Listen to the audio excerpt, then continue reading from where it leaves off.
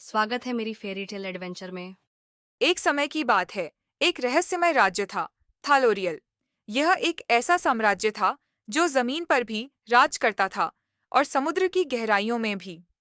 वहीं एक राजकुमारी ने जन्म लिया। उसका नाम था एलिना। उसकी आंखें समुंदर की तरह नीली थीं और उसके बाल ऐसे चमकते थे जैसे सुनहरी रेत पर सूरज की किरणें पड़ रही हों। उसके जन्म पर पूरा समुंदर झूम उठा, लहरें चांदनी में नाचने लगीं। लेकिन उसके नामकरण की रात राज्य पर एक साया छा गया। मॉरिवेल, एक शक्तिशाली समुद्री जादूगरनी और रानी की बड़ी बहन, जो कई साल पहले देश निकाले पर भेजी गई थी, अचानक महल में आ धमकी। जलन और अकेलेपन ने उसके दिल को पत्थर बना दिया था। गुस्से में आकर उसने एक खतरनाक श्राप दिया। उसने छोटी एलिना की आत्मा चुरा ली और उसे एक जादुई तोते के अंदर बंद कर दिया। एक ऐसा पक्षी जिसकी पंख हरे और सुनहरी रंगों में चमकते थे। उसका नाम था स्केल। उस दिन से एलिना जिंदा तो थी, पर अधूरी। वो सांस लेती, हंसती, मुस्कराती थी, लेकिन उसका दिल, उसकी असली जिंदगी उस पक्षी के अंदर धड़कती थी। और अगर वो तोता कभी मर जाता, तो एलिना की जान उसी पल चली जाती। इस श्राप को तोड़ने का सिर्फ एक तरीका था। एलिना को अपनी आत्मा खुद की इच्छा से वापस हासिल करनी थी। 20वीं सालगिरह से पहले। अगर वो असफल रही, तो उसकी आत्मा समुंदर में घुल जाएगी, हमेशा के लिए खो जाएगी। साल बीत गए। एलिना एक खूबसूरत, समझदार लड़की बन गई। कोमल लेकिन चुपचाप, जैसे उसके अंदर कुछ अधूरा रह गया हो। स्केल उसका साया बन गया। वो उसके कंधे पर बैठता, आसमान में चक्कर लगाता और अक्सर ऐसे देखता जैसे कोई रहस्य उसकी आंखों में छिपा हो। राज्य में कोई नहीं जानता था कि ये पक्षी सिर्फ एक पालतू नहीं, बल्कि उसकी जिंदगी का रक्षक था। फिर उसकी 18वीं सालगिरह की रात एक अजीब तूफान आया। बिजली नीले और चांदी जैसे रंगों में चमकने लगी और स्केल की आंखों में अजीब रोशनी झिलमिलाने लगी। उस रात एलिना ने सपना देखा, उड़ने का, डूबने का और खुद को स्केल की आंखों में देखने का। सुबह रानी ने उसे सारी सच्चाई बताई। श्राप, चुराई गई आत्मा और समय की रेत जो फिसलती जा रही थी। एलिना ने न रोया न कांपी, बस समुंदर की ओर देखा और कहा, तो मुझे शुरुआत करनी होगी।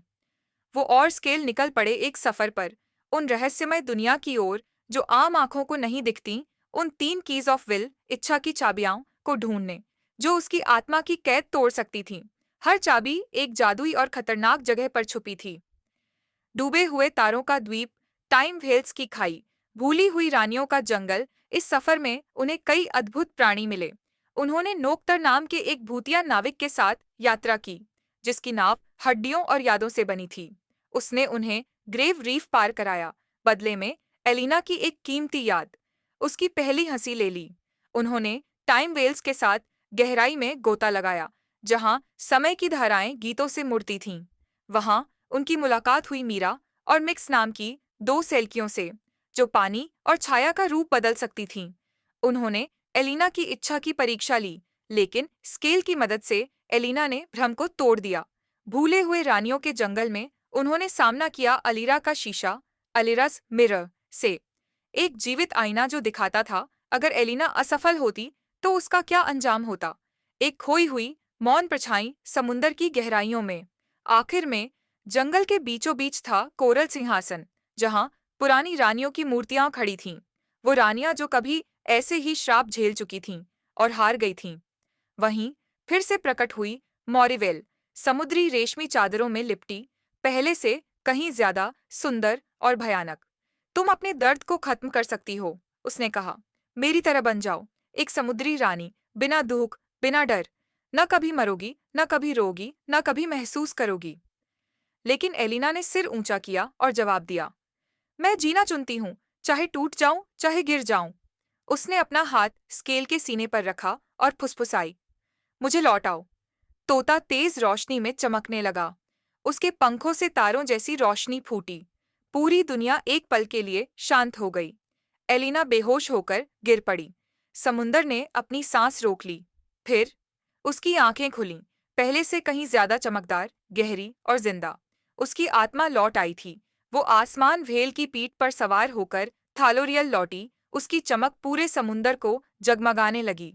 समुंदर ने झुककर उसका स्वागत किया। मॉरिवेल, जिसे एलिना ने जादू से नहीं, बल्कि अपनी इच्छा शक्ति से हराया था, टाइम वेल्स की खाई में हमेशा के लिए समा गई। एलिना को रानी का ताज इसलिए नहीं मिला कि वो ताकतवर थी, बल्कि इसलिए क्योंकि उसने सही चुना। उसने पूरे दिल से राज किया, आत्मा और शक्ति के साथ, और समुंदर उसकी देखरेख में फिर से फलने फूलने लगा।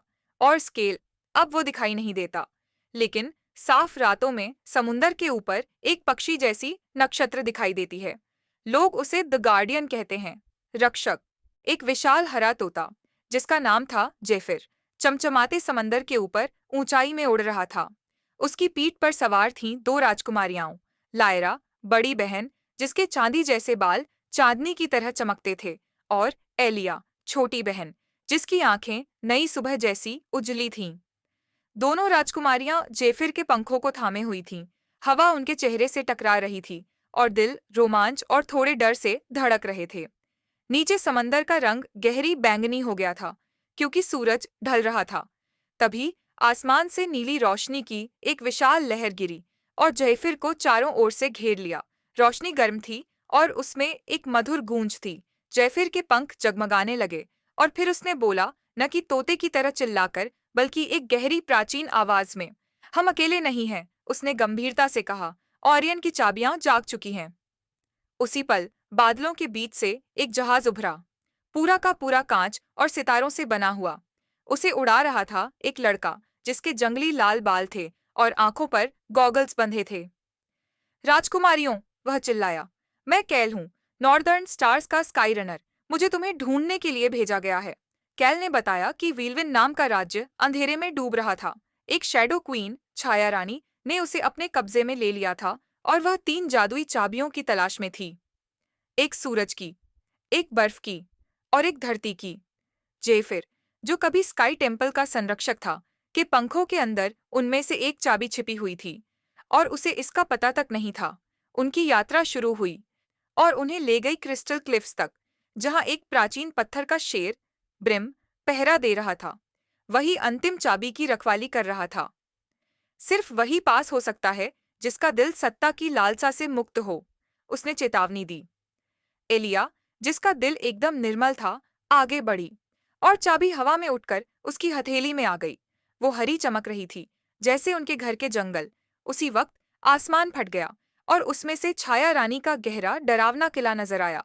लेकिन तभी कुछ चमत्कारी हुआ। तीनों चाबियां एक साथ आकाश में घूमने लगीं और एक सुनहरी रोशनी की लहर में बदल गईं। वो रोशनी इतनी तेज थी कि उसने सीधे किले को चीर दिया।